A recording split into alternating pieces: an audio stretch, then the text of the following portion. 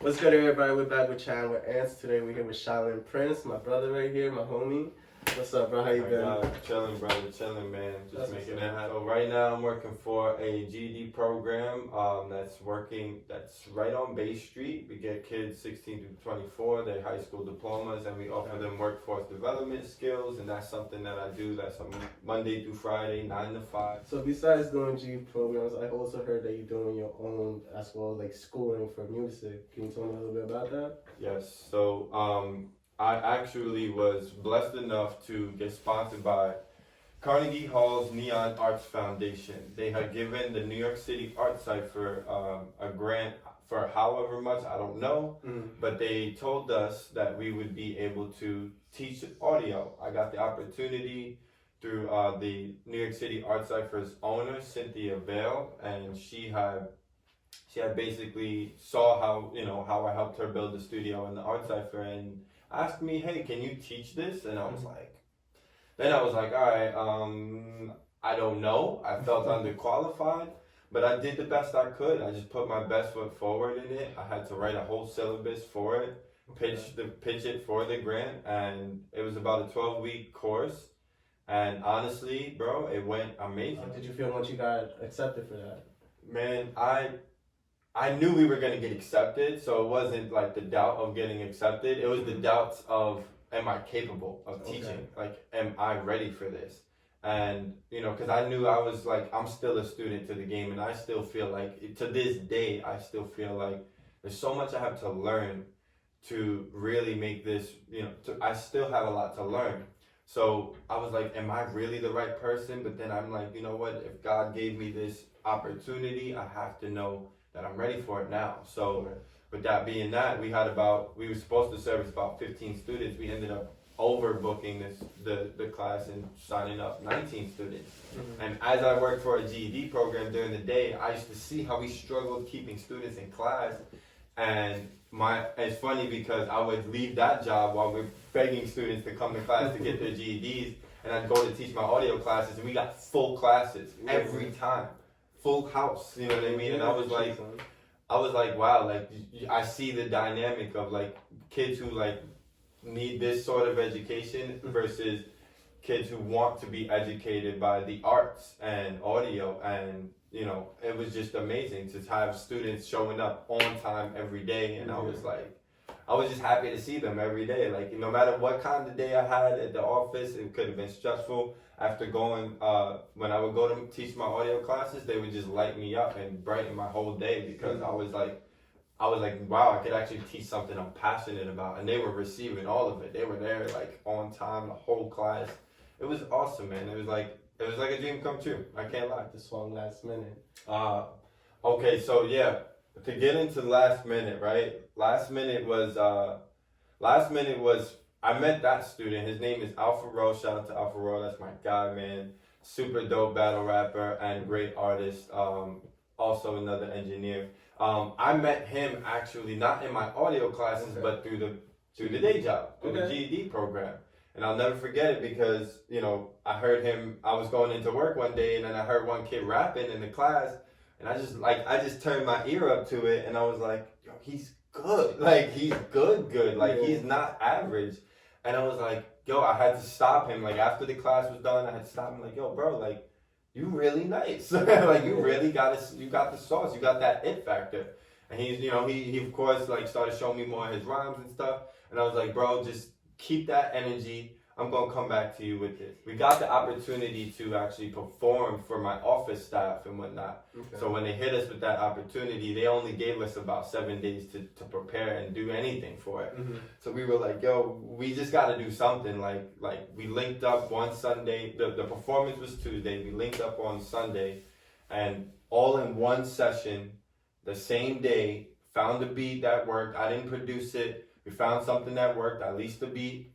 And we wrote the song right then and there, and we recorded it, and I mixed it, and I mastered it all one session, and we named the song Last Minute because we did everything in the last minute and had to perform it 2 days later, everything last minute, and it just so ended up being just a dope song, one of my best, like, most streamed songs, and people tell me, like, they sing that song in high praises. They're like, yo, the song is just different. And Fat Joe had reached out to him. Really? Yeah, I'll never forget because Wow. Fat Joe reached out to him when he shared his preview. He's got a lot less followers than me, and Fat Joe hit him like, yo, bro, like this is sauce. And I was like, yo, bro, like follow up on that. He never followed up on it. It was all right. You know what I mean? But people, when you get opportunities like that, you can't sleep on them. You know what I'm saying? Like Joey Crack hits you up, bro. Get on it. Oh, no, Get on it. It was Joey Crack. So it's, you know, it is what it is. But we, you know, ultimately for me, it's like the song still has life. It's still doing pretty well. And you know, the meaning of the song Last Minute is like you can do a lot in the last minute. We put this little podcast together in the last minute. Exactly. You know? So that's the song that I wanted to talk about as well. It's called Tragic. I saw your open mic. You was working with Impact, I think that was the name. And I saw a Cypher on it. But before we get into Tragic, I want to speak about Impact. Like, what did you do over there? I saw the open mic, like I said, and the Cypher where you killed it. And I saw that energy when you performed. Everyone already came around you, hyping you up and everything, bro. I saw all that. Yeah, I saw all that energy come. So. So Impact Image. Shout out to my boy James. Impact Image is you know, he's a one-man army. He's a one-man photographer, videographer, local Staten Island native. Okay. And I would see, you know, he had hit me, once I dropped Tragic in light of the Black Lives Matter protests and stuff like that. And that song was just heavy on my spirit. And like, I literally wrote it in light of everything, George Floyd dying and everything else in between. And I was like, I cannot hold this song in the bank. Like, this got to go out immediately because if I don't drop this now, it's not going to make sense later. Exactly. Like, this is a song that's impactful and it moved, like I said, it moved my spirit. So I'm like, people might feel it. I don't know. I don't care. I just need to get my word off on this situation because this is me bringing peace to it so I can finally put it to the side. Tragic dropped and it did really well. Like, I did so much better than I expected it to because people were just reaching out to me months after, like, yo, this song. It had perfect timing. Perfect timing. Going down, so. Everything happening in 2020 with the pandemic, the world shutting down, protests going crazy, police brutality being on full display. And I was like, all right, like, this is a song to me that's going to move people and speak to them. You know what I mean? Speak to those who feel like that lonesome. So back to Impact Image, James heard the song and he came up with the idea of doing like live performances of like his Impact. What did he call it? Oh man, I forget the name of it, but he had come up with this idea to do almost like Colors live show, like live performance invitations of these songs. And I was fortunate enough to be on the first episode. He actually did 3 whole seasons after my first episode. Really? Okay. So like everyone he had posted up after was after the fact that me and him came up with that idea. And coming up with that idea, you know, I brought my boy Truth Staten with me because I was like, yo, bro, you might want to get on one of these because this is dope. Like we trying to start a movement here. And the Truth came on with me. I did my episode. He did his episode right then and there. And me and James have been like this ever since. You know what I mean? He's actually signed to Def Jam as a videographer.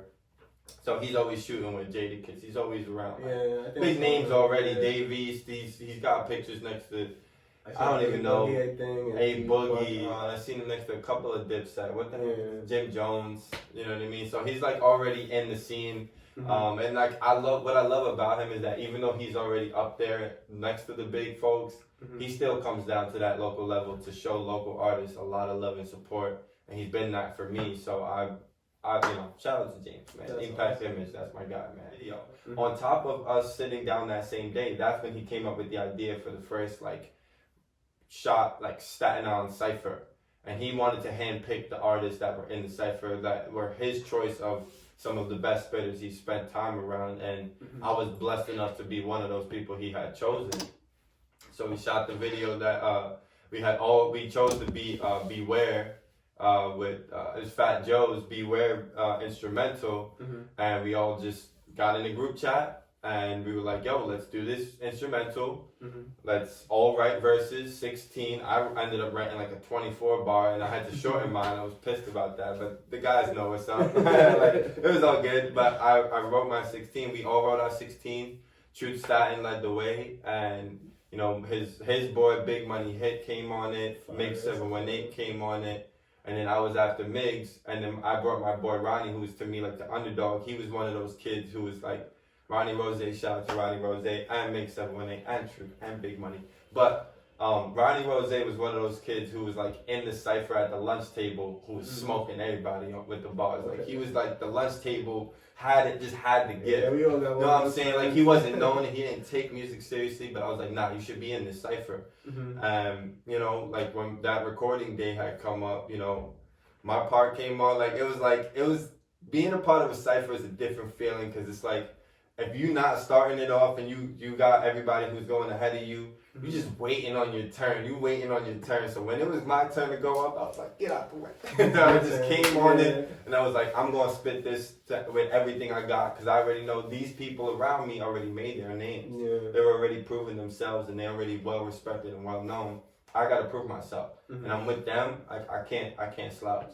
So that came out really dope, and that got a lot of great reception. You know what I mean? A lot of eyes started going in my direction, and it was just like I was blessed. I was humbled. I was like, damn, this is dope. Like, I didn't expect it to come out this good. So, you know, hopefully we do some more. You know what I mean? We got some more works in the tank, but that's for later, you know. That's what's up. So I see how you say you was building up your name. How'd you come up with the name Shaolin Prince? Okay. The name Shaolin Prince. I'm glad you asked. This is a great question, actually. Just to clarify it, it was an Instagram username. When I first came on Instagram, I saw one of my homegirls had Shaolin Princess. I was like, I like that, you know what I mean? I'm from the Shaolin, okay. Shaolin Prince, like I just dubbed it to myself. And, you know, to make a long story short, I wanted to be called OD because those were my initials.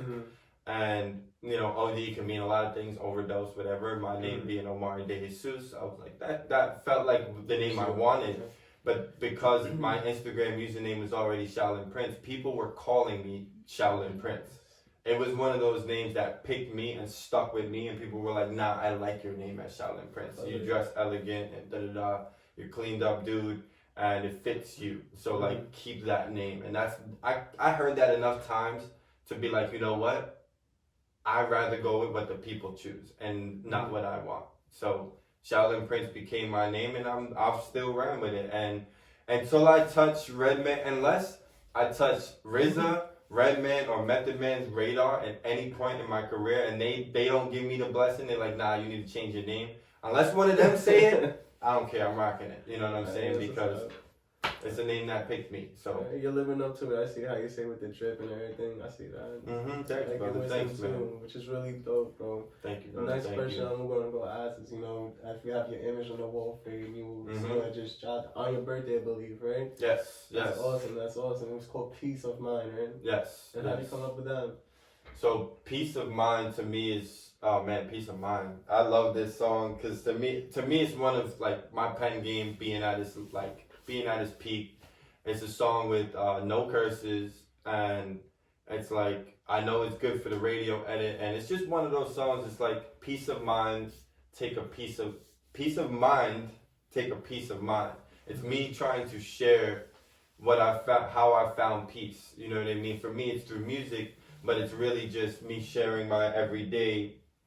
It's me sharing, you know, what it's been like for me, and just kind of going through the day to day. And like some of the first words I had said in the song, it's like, I'm going through these days like they never even mattered. I see how times are different, but I can't ignore the patterns. Okay. So it's like, I'm literally telling you, like, times are different. This is our new normal, wearing masks and everything. And I see how these times are different, but there's patterns of life. When you're watching the patterns, you'll never be lost in where you're going.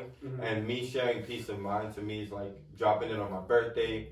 I'm glad you're noticing all those details, you know what I mean? Like, great job on you, Ant, because you're noticing everything that I'm trying to do, and it's telling me that it's not for nothing, you know what I mean? Because I feel like sometimes I'll do things and people ain't gonna peep, but you peeping game, so blessed to you, bro. You got any upcoming projects or anything like that, or any like next classes that you would like people to sign up to? Okay, so we did get the green light to teach another audio class in the spring. I don't have any final dates on it.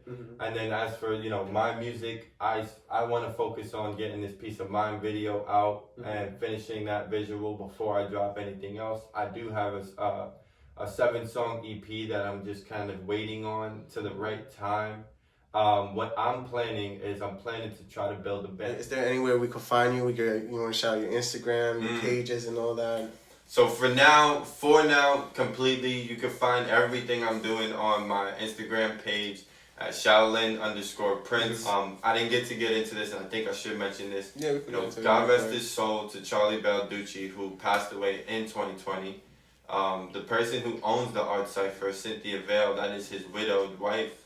And, you know, she has been working so hard to keep that place and, you know, just together in general. So, you know, shout out to both of them and the New York City Art Cypher. They've been through a lot. When I came on board and I found out the story of Charlie and how that whole building came about, he worked with Wu-Tang and all the legends from Staten. I'm glad to be a part of them. I'm glad to be a part of this. And yeah, man, I appreciate you, bro. Awesome, bro. It was nice having you, bro. Shout out to them.